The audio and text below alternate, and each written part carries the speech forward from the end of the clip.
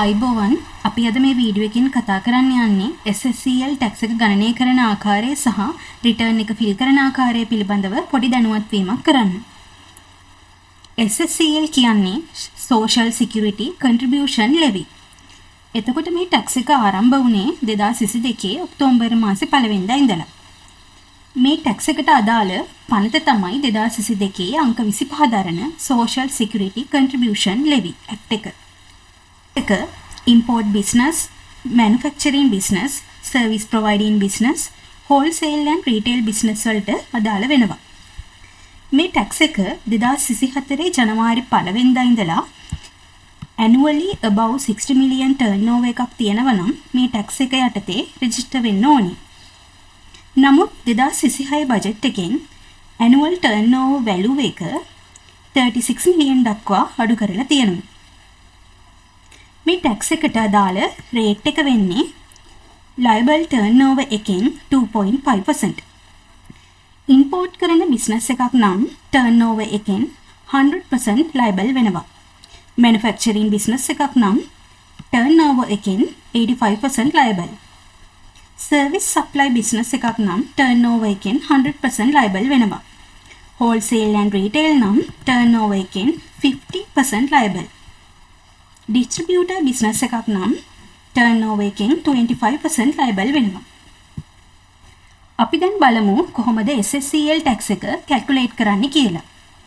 උදාහරණයක් විදිහට net value එක රුපියල් 100ක් වන invoice එකකට SSCL tax එක calculate කරනකොට මේ රුපියල් 100 97.5න් බෙදලා 2.5න් වැඩි කරාම එන value එක SSCL tax එක වෙන්නේ.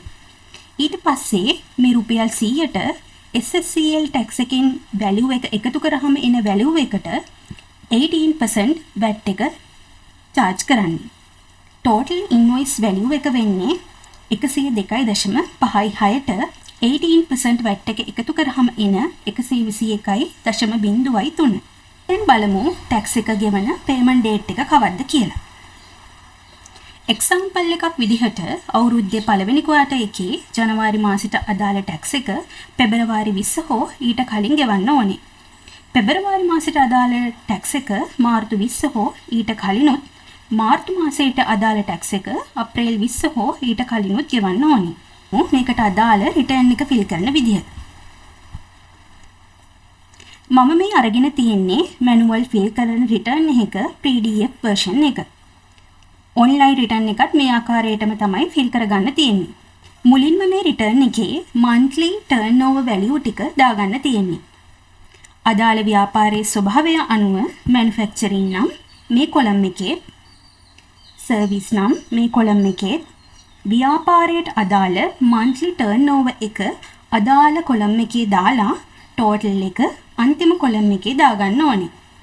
non liable turnover එකක් තියෙනම නම් ඒවා මේ කොලම් එකේ ෆිල් කරන්න ඕනේ. දැන් බලමු ටැක්ස් එක කැල්කියුලේට් කරන්නේ කොහොමද කියලා. ව්‍යාපාරයේ ස්වභාවය අනුව අදාළ කැටගරි එකේ ඉහත සඳහන් කර ටෝටල් එකේ ටර්න්ಓවර් එක මෙතනට දාන්න ඕනේ. ඒ ටර්න්ಓවර් එක මෙතනට සඳහන් වෙලා තියෙනවා liable turnover percentage එක. ඒ percentage එකේ ටර්න්ಓවර් එක වැඩි කරලා liable turnover එක මේ කොලම් එකේ දාගන්න ඕනේ. එතකොට එන liable turnover එක 2.5% වලින් වැඩි කරලා tax liability එක මේ කොලම් එකට දාගන්න ඕනේ.